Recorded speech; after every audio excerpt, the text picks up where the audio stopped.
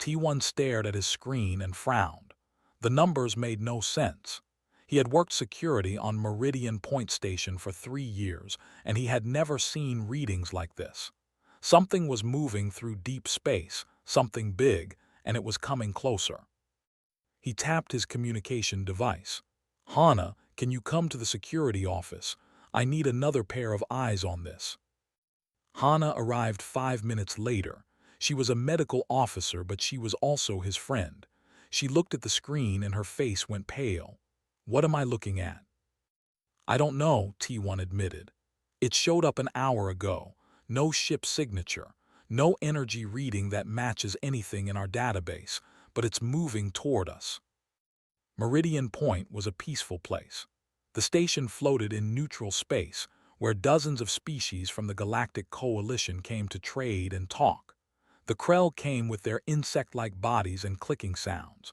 The Lumens arrived as beings made of living crystal, shimmering in the station lights. The Vanes swam through specially designed water corridors, their tentacles graceful and slow. Everyone got along. There had not been a war in this part of space for 200 years. Peace was normal. Safety was expected. T1 sent his report to the Coalition Command Center on the station. He expected a quick response. Instead, he got nothing for 20 minutes. When the reply finally came, it was short and dismissive. "Probably a sensor error. Run diagnostics and report again if the reading persists."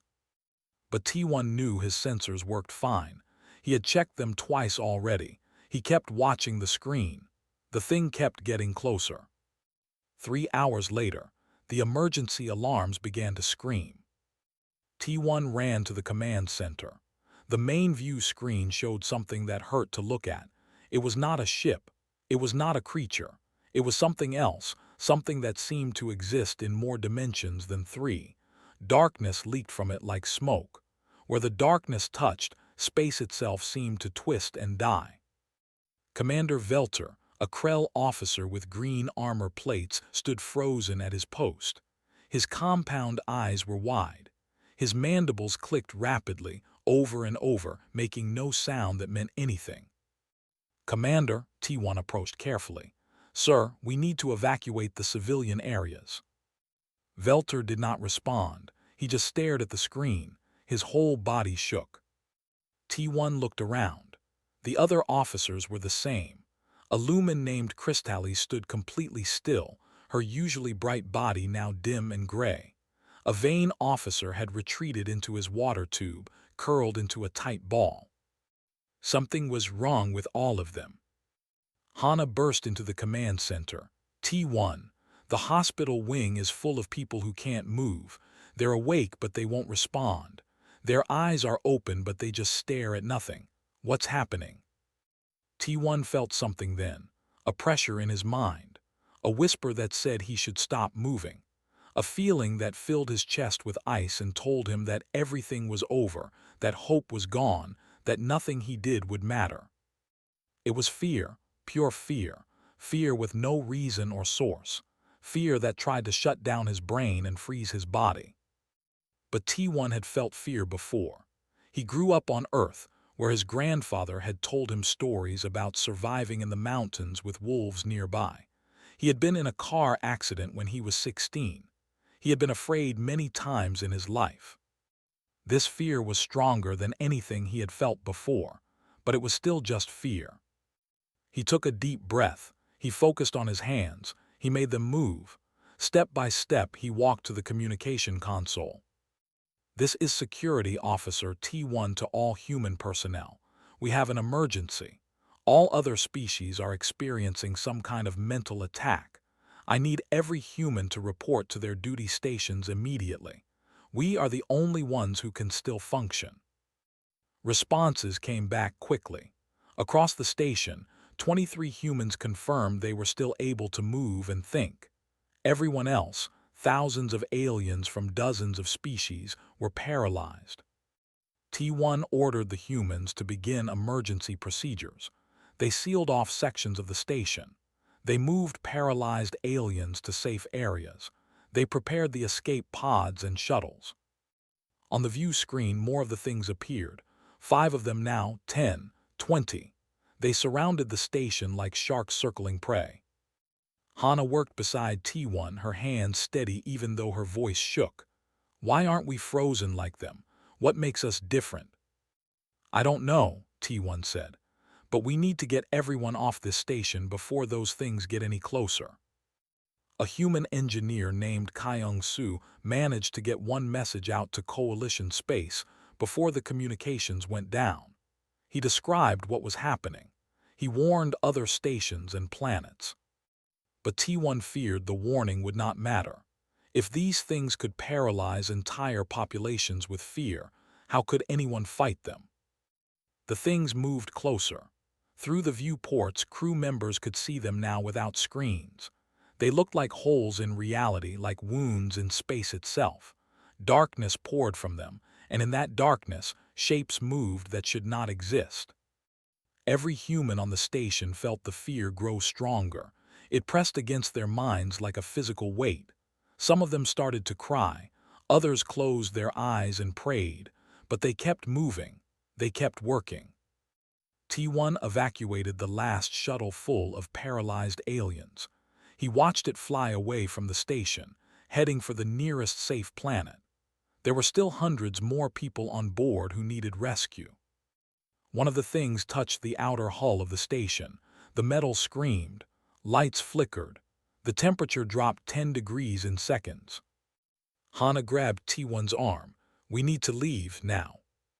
But T1 looked at the frozen aliens still trapped in various parts of the station. He looked at Commander Velter, still standing at his post, still staring at nothing, his body locked in terror. We can't leave them, T1 said quietly. Through the station speakers, a sound began to echo. It was not words. It was not music. It was something that made people want to stop existing. It was the sound of the things outside, and they were trying to get in. T1 felt his legs start to shake. He felt his breath come too fast. He felt the fear trying to win. But he had a job to do. He had people to save. He had survived fear before, and he would survive it again. He just hoped the rest of the galaxy could learn to do the same. The colony on Varus Prime had 3 million people. When the distress signal stopped halfway through transmission, Captain Dong-Su knew they were already too late. His merchant ship, the Morning Star, was old and slow. It carried machine parts and farming equipment, not weapons or shields meant for combat. His engineer, Youngmi, kept the engines running through spare parts and determination. They were simple traders, nothing more. But they were the closest ship to Varus Prime when the attack happened. We should turn back, Youngmi said from the engine room. Her voice crackled through the speaker. We have no way to fight those things. We don't even know what they are. Dong-Su stared at the planet growing larger on his view screen. There are 3 million people down there. Someone has to try. When they entered orbit, the view made his stomach turn. The things were everywhere. Dozens of them floated above the planet like dark clouds. They pulsed and shifted, existing in ways that hurt to perceive. The fear hit immediately. Dong-Su felt his hands freeze on the controls. His breath stopped in his throat. Every instinct screamed at him to run, to hide, to give up.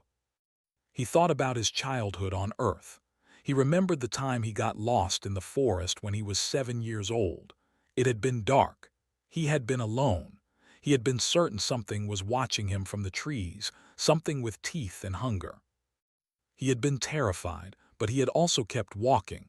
He had found his way home. This fear was worse, so much worse, but it was still just fear. Dong-Su forced his hands to move. He took the ship down toward the surface. The capital city looked wrong from the air. Nothing was moving, no vehicles, no people. The streets were full of frozen figures all staring up at the sky. They stood like statues, locked in place by whatever the dark things did to minds. Youngmi joined him in the cockpit. Her face was wet with tears, but her hands were steady. I'm scanning for survivors who can still move. The ship's computer says there are 37 humans in the city. Everyone else is paralyzed. They landed in the central square. The dark things swirled above them, close enough to see the way reality bent around them, close enough to feel the cold that came from their presence. Dong-su and Youngmi went outside wearing environment suits. The fear pressed against them like a hand trying to push them down. Every step took effort. They found the first human in a shop doorway. A woman named Jae-young sat on the ground, her arms wrapped around herself, rocking back and forth. "They won't stop," she whispered. "The fear won't stop." "I know," Dong-su said gently. He helped her stand. "But we can still move. That makes us different. That makes us useful." They gathered more humans. A teacher named Won-sik, a mechanic named Dahl, a chef named Ah-cha who had been preparing dinner when the attack started. Each one was afraid. Each one could still function. Youngmi accessed the colony records. The other species evolved on peaceful worlds. The Krell home planet has no large predators. The lumens formed in crystal caves with no natural enemies. The Vane evolved in warm oceans with plenty of food and no threats. And Earth, Dong-su asked, though he already knew. Earth had everything that wanted to kill us. Big cats, bears, wolves, snakes, spiders, sharks. Our ancestors lived every day with the knowledge that something might eat them. We evolved to feel fear and keep moving anyway. We had to, or we would have gone extinct. One-sik laughed, but it was a bitter sound. So we survived because our planet tried to kill us every day. That's a depressing thought. No, Youngmi said firmly. We survived because our ancestors were brave. They felt the fear and did what needed to be done anyway. That's what we have to do now. They worked for hours. The 37 humans in the city organized themselves. They could not move the millions of paralyzed aliens, but they could set up automated systems to keep them alive. Food, water, medical monitoring. Dong-su sent out messages to any ship that would listen. He described what was happening. He explained that only humans seemed able to resist the fear effect. The responses that came back were not encouraging. An entire Krell fleet had encountered the dark things near the outer reach. Every ship was adrift, every crew member frozen at their posts. A Lumen diplomatic station had gone silent. A Vane colony world had stopped all communication. The things were spreading across coalition space like a plague. Everywhere they went, civilization stopped. Billions of people paralyzed by fear that would not end. And only humans could still move. Youngmi made a discovery on the third day. She was studying sensor data from the dark things when she noticed a pattern. They're feeding. The fear isn't just a weapon. They consume it somehow. The more afraid people are, the stronger the things become. Dong-su looked at the dark shapes floating above the city. They seemed bigger now, more solid, more real. That's why they don't kill anyone, he realized. Dead people can't be afraid. They want us alive and terrified. More human ships began to arrive. Not military vessels, but merchant ships, passenger liners, private yachts. The coalition military was completely paralyzed. Their admirals and generals sat frozen in their command centers, unable to give orders or make decisions. So humans stepped in to fill the gap. Captain Sangmi arrived with a cargo hauler full of medical supplies. Pilot Yi-hoon brought a passenger ship and started evacuating paralyzed aliens to safer locations. Engineer Bong-cha figured out how to modify ship shields to block some of the fear effect. They were not soldiers. They were ordinary people doing extraordinary work because no one else could. Dong-su coordinated with the other human captains. They formed a network, sharing information and resources. They mapped where the dark things appeared and tried to predict where they would go next. They saved who they could. They learned what they could, and they felt afraid every single moment. On the 10th day, the Coalition Council managed to send one message. It came from Council Leader Vren, a Lumen who had served for 50 years. The message was audio only. Vren's voice was broken and weak. We grant full authority to human forces, make decisions, give orders, do what we cannot, save us if you can. Young Mi played the message 3 times. Then she looked at Dong Su with wide eyes. They're putting the fate of the entire galaxy in our hands. Not because we're strong, Dong Su said quietly, because we're the only ones still standing. That night, Dong Su stood outside the ship and looked up at the dark things. They swirled in the sky like a storm that would never end. The fear pressed against him, cold and constant. He thought about home. He thought about Earth with its wolves and bears and sharks. He thought about his ancestors who walked through dark forests despite their fear, who crossed dangerous oceans, who survived because they refused to stop moving. The dark things did not know what they had awakened. They thought fear was a weapon that would stop all resistance. But humans had been afraid since the beginning, and they had never stopped fighting. Young Mi's voice came through his communication device. We have new reports, 50 more colonies under attack. The things are getting closer to the core worlds. Dong Su took a breath. The fear tried to crush him. He kept breathing anyway. Then we need to work faster, he said. Get me a list of every human ship within 10 light years. We have people to save. The dark things pulsed above him. They fed on fear and grew stronger. But so did humanity. Jaiwan had never wanted to be a soldier. She became a shuttle pilot because she liked the quiet of space and the simple job of moving cargo from place to place. When the coalition made her a combat pilot, she accepted because someone had to do it. Someone who could still fly while feeling the crushing weight of fear. Her weapons officer was a man named Bong Su. He had been a mining engineer before the dark things came. Now he sat in the gunner seat of their modified cargo ship, his hands on controls meant for cutting asteroids, not fighting ancient horrors. How are you holding up? Jaiwan asked as they approached the combat zone. Bong Su's laugh was shaky. I'm terrified, you. Same, but we keep going anyway. The human fleet was not impressive to look at. 37 ships, none of them built for war. Cargo haulers with mining lasers attached. Passenger liners with improvised shields. Personal yachts that could barely hold a crew of 5. They faced 200 of the dark things. The things had gathered near the planet Helios 7, a Krell colony world with 5 billion people. The entire population was paralyzed. The things fed on their fear, growing larger and more solid with each passing hour.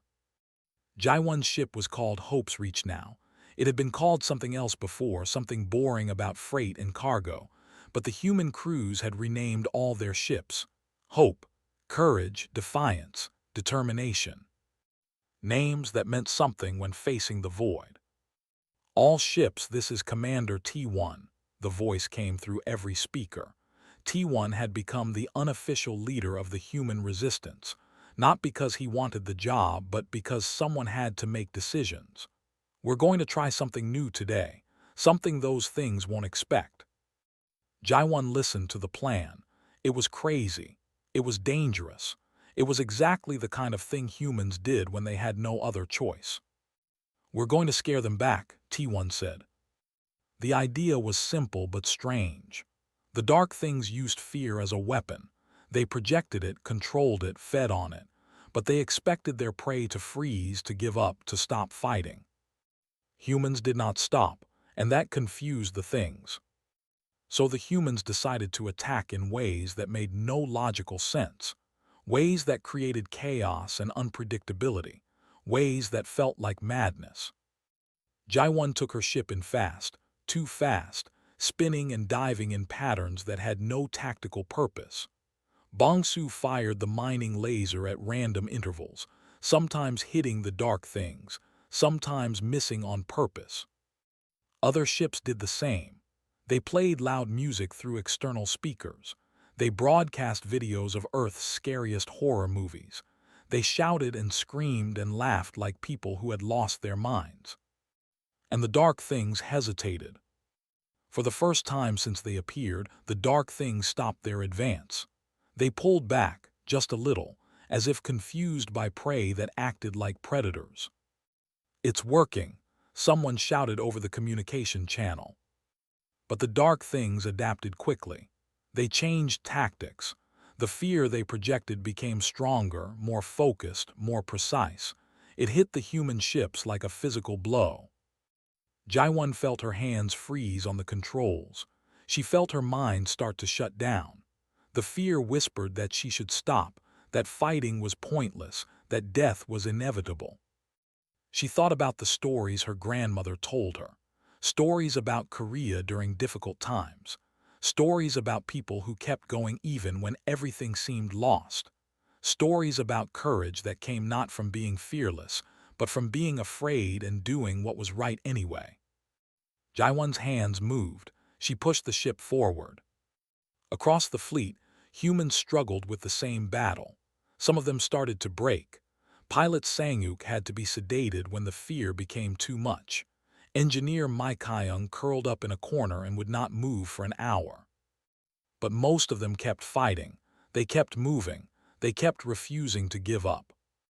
A researcher named Yoon Kyung worked on a different ship, studying the dark things with every sensor they had. She was not a fighter. She was a scientist who studied plant biology before the attack. Now she studied monsters.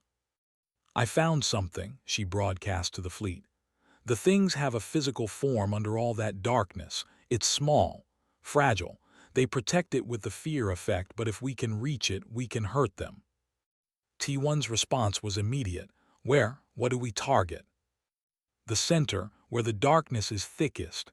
That's where they're most vulnerable." Jaiwan volunteered to try. She took Hope's reach straight toward the largest of the dark things. Bong-Su charged the mining laser to maximum power. The fear hit them like a hammer, trying to stop them. "I can't do this," Bong-Su whispered. "It's too much." "Yes, you can," Jaiwan said, though her own voice shook. "We're human. Being afraid is what we do best, but we don't let it stop us." She flew into the darkness. Everything went cold. The ship's lights flickered. Warning alarms screamed. The fear became so intense that Jaiwan could taste metal in her mouth and feel her heart trying to stop. But she kept the ship steady. Bong-Su kept his hands on the weapon controls. "Fire!" Jaiwan screamed. The mining laser cut through the darkness. It hit something solid, something real. The dark thing made a sound that was not a sound, a feeling that was like the universe screaming. Then it died. The darkness peeled away like smoke. What was left was small and pathetic. A creature barely a meter long, all teeth and eyes and impossible angles. Without its fear projection, it was nothing. The other ships saw what happened. They saw that the dark things could die. That changed everything. The human fleet pressed the attack. They flew in close, fighting through the fear, targeting the centers of the darkness. Some ships were destroyed. Some crews could not handle the mental strain, but they killed 6 of the dark things before the rest retreated. It was not a victory. Not really. There were still thousands of the dark things across coalition space, but it was proof that they could be fought, that they could be hurt, that humanity's ability to function despite fear made them the galaxy's only weapon against these monsters. After the battle, Jaiwan sat in her pilot chair and shook for an hour. The fear did not go away just because the dark things left. It stayed with her, a weight in her chest that made breathing hard. Hana, the medical officer, checked on every crew member who fought. She found Jaiwan still sitting in the dark cockpit. "You did well today," Hana said softly. "I'm still terrified," Jaiwan admitted. "Good, that means you're sane. Fear is how we know we're in danger. The trick is not to let it control us."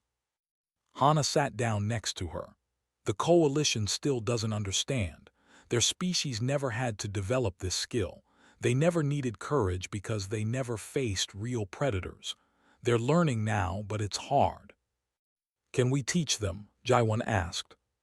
"We have to try, because there aren't enough humans to fight this war alone." T1 sent out a new broadcast to the entire coalition.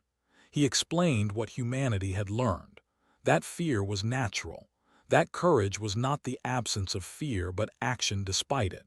That the dark things could be beaten if people refused to let terror stop them. Some species started to listen. Some tried to learn, but for most the fear was still too much. So humans kept fighting. They kept flying into darkness. They kept doing the impossible because they had no other choice. And slowly, one battle at a time, they started to win.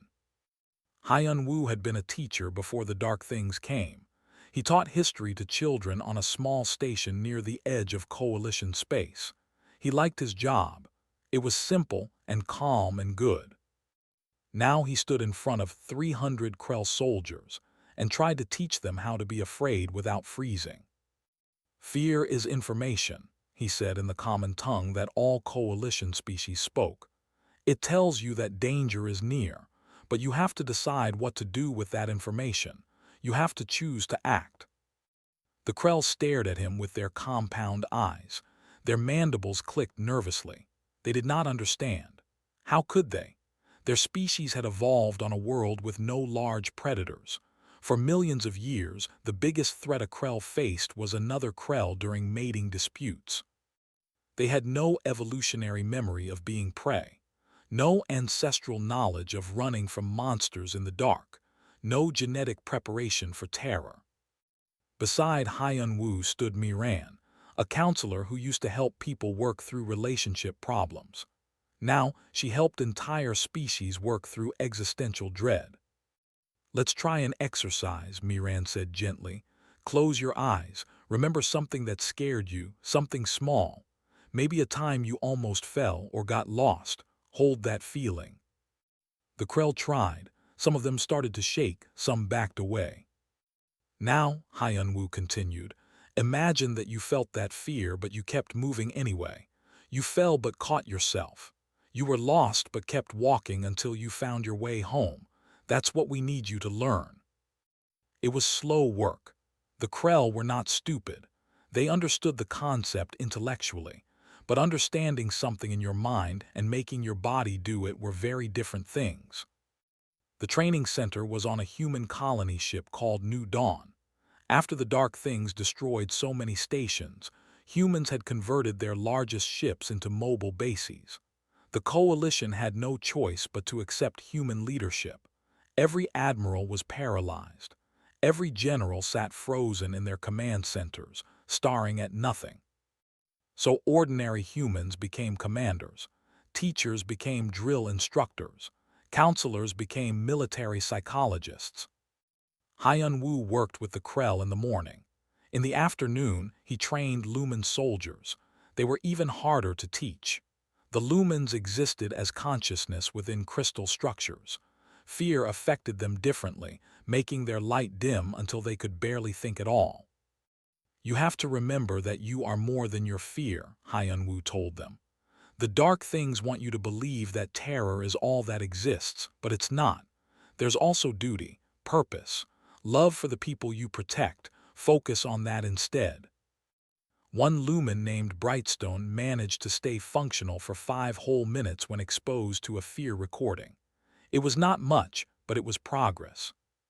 The problem was that progress came too slowly. The dark things were everywhere now. They had taken hundreds of worlds. Billions of aliens were paralyzed, trapped in their own minds while the dark things fed on their terror. And the dark things were getting stronger.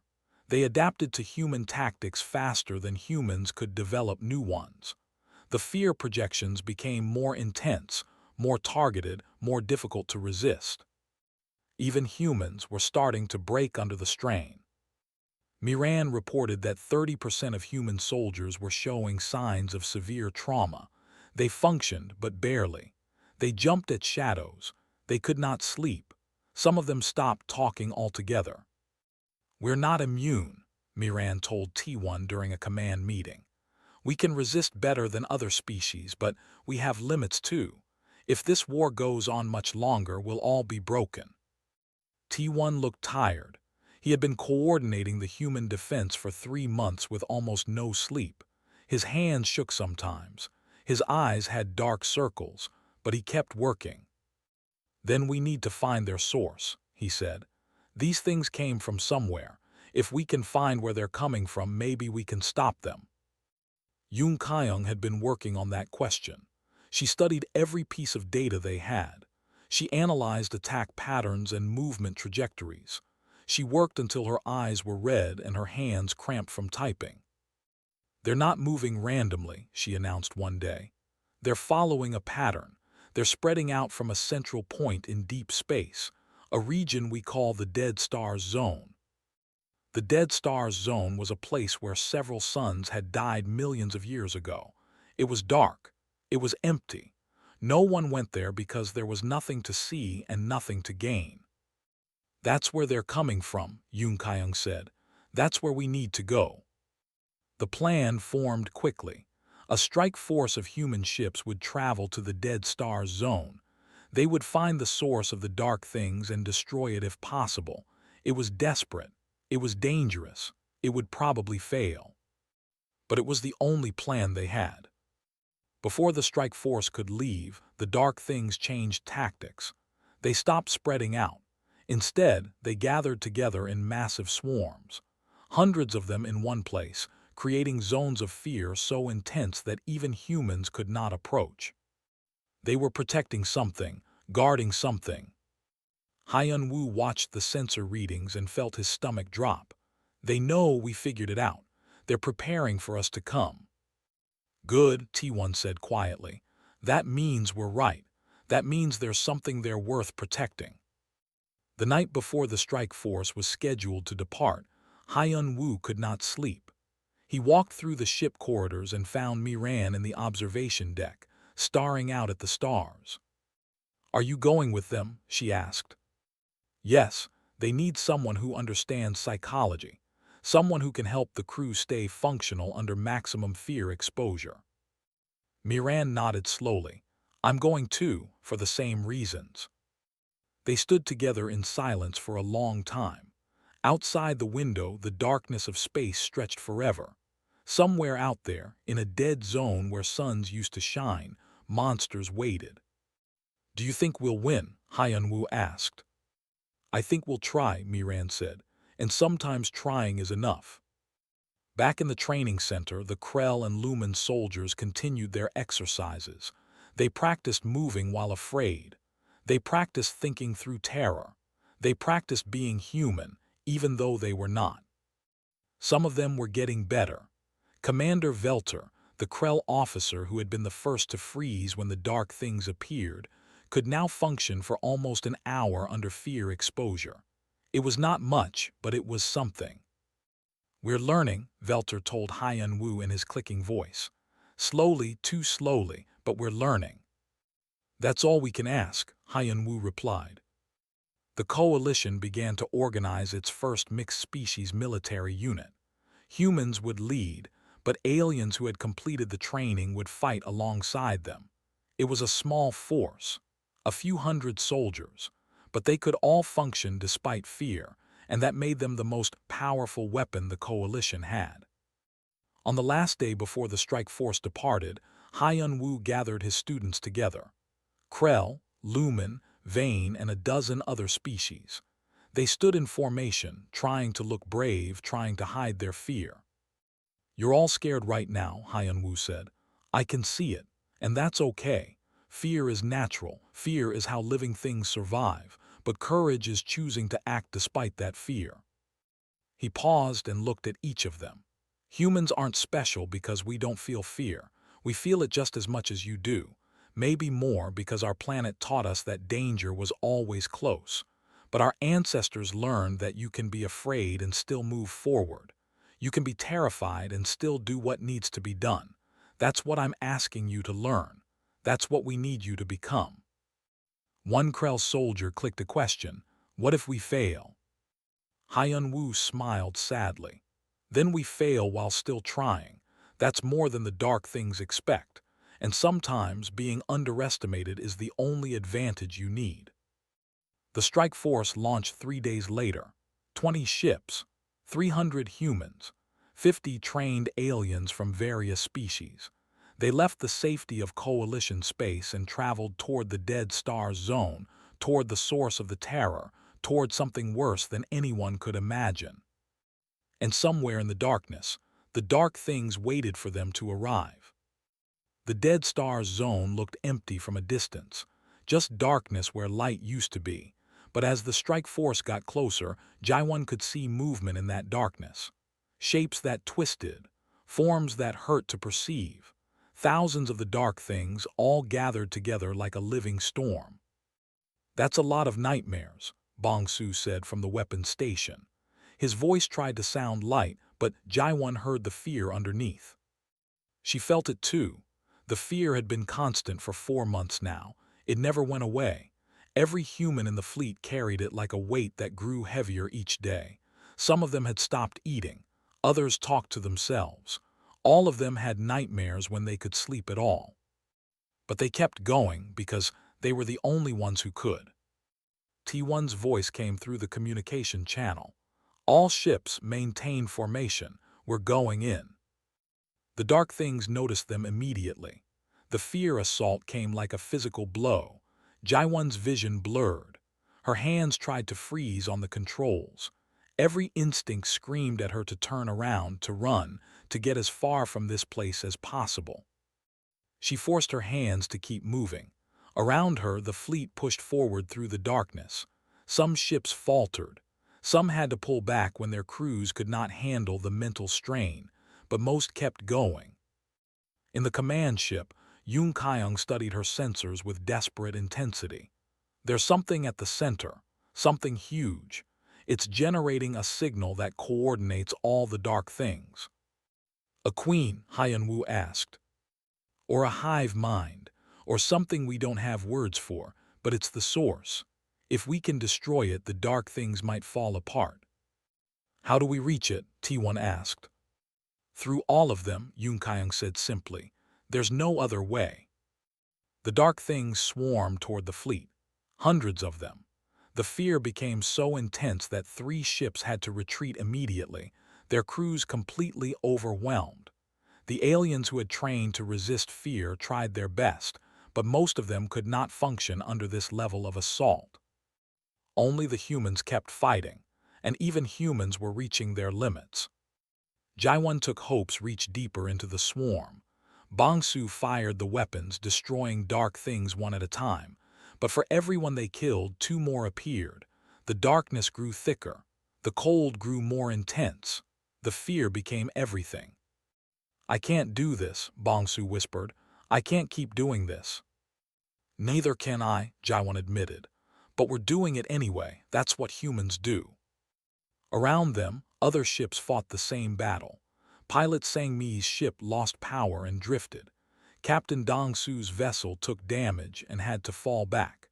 Engineer Young-mi reported that her ship systems were failing under the mental strain of her crew. They were losing. Slowly but surely, the dark things were winning. Then Miran's voice came over the communication channel. She sounded calm despite everything. "Listen to me, all of you. You're afraid. You have every right to be afraid. These things are terrifying, but fear is just a feeling. It's not a fact. It can't stop you unless you let it, so don't let it." It was simple advice, basic psychology. It should not have worked. But somehow it did. Hearing someone acknowledge the fear, validate it, and then tell them they could keep going anyway gave the crews something to hold on to. The ship steadied. The humans pressed forward. They reached the center of the swarm. What they found there was not what anyone expected. The thing at the center was massive, bigger than a station, bigger than a moon. It pulsed with darkness and existed in more dimensions than 3, but it was not attacking, it was not feeding. It was afraid. Yoon Kyung's sensors picked up the signal and she gasped. "It's broadcasting terror because it's terrified. These things aren't predators, they're refugees." T1's response was sharp. "Explain now." "Something else is coming. Something worse than the dark things. They fled into this space to escape it. They paralyze other species with fear because they're trying to hide everyone. If nothing moves, if everyone is frozen in terror, maybe the thing that's hunting them won't notice." "What's hunting them?" Jaiwan asked, though she was not sure she wanted to know. Yoon Kyung's voice was very quiet. I don't know, but it's close. It's been following them, and it's almost here.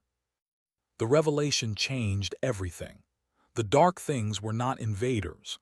They were survivors, using the only weapon they had.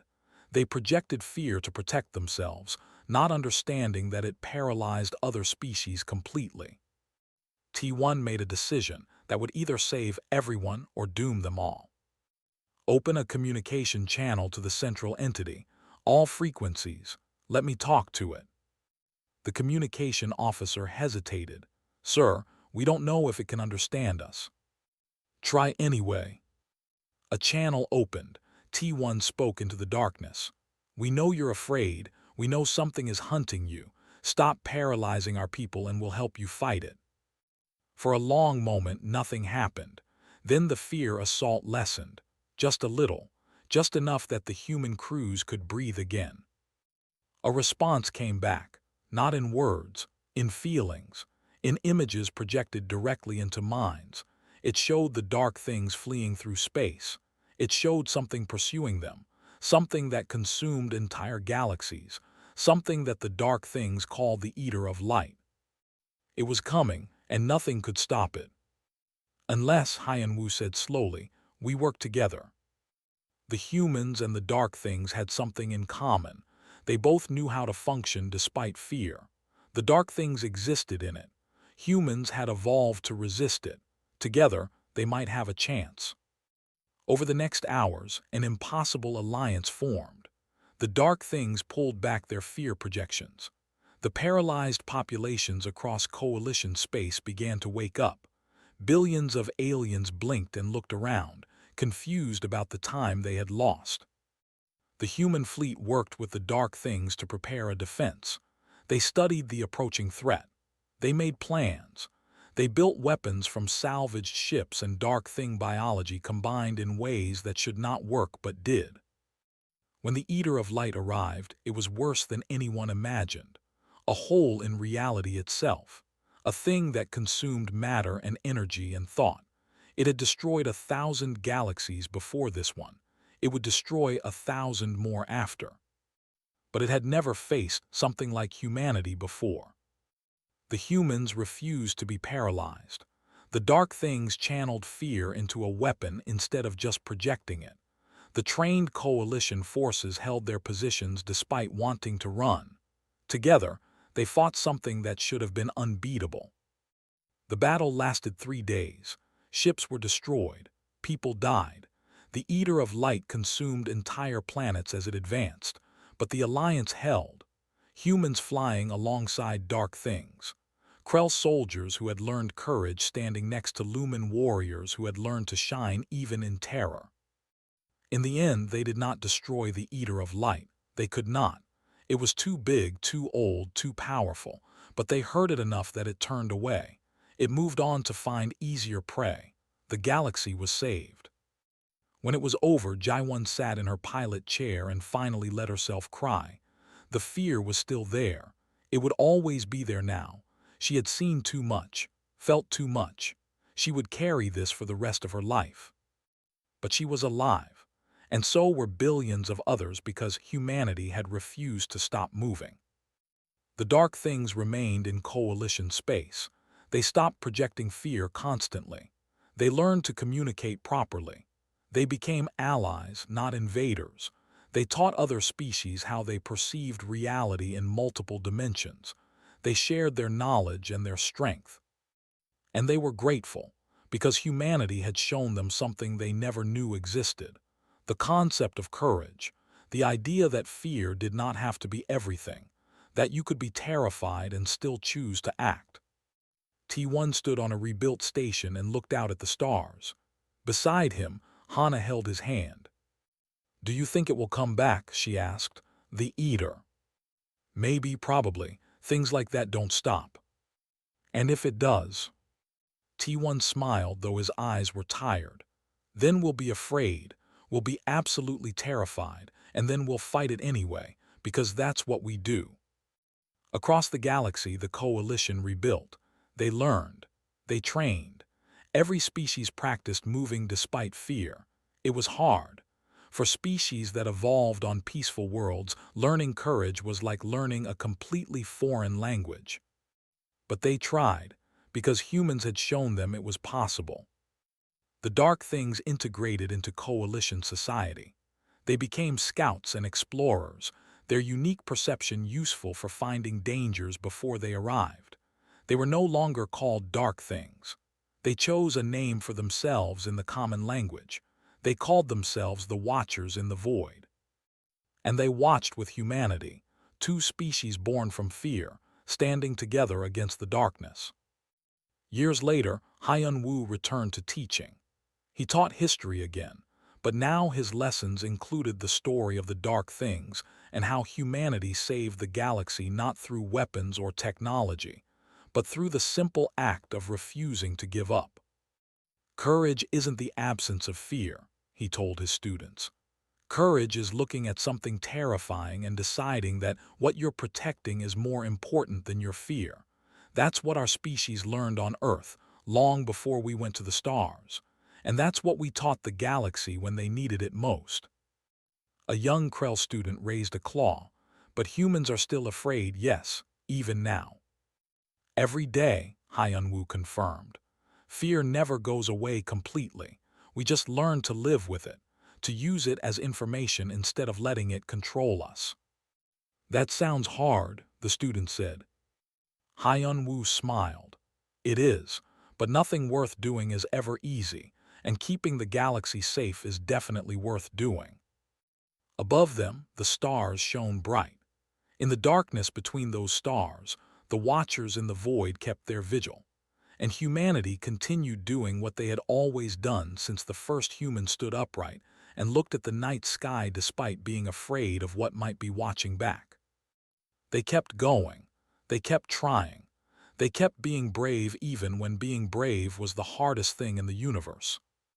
And that made all the difference.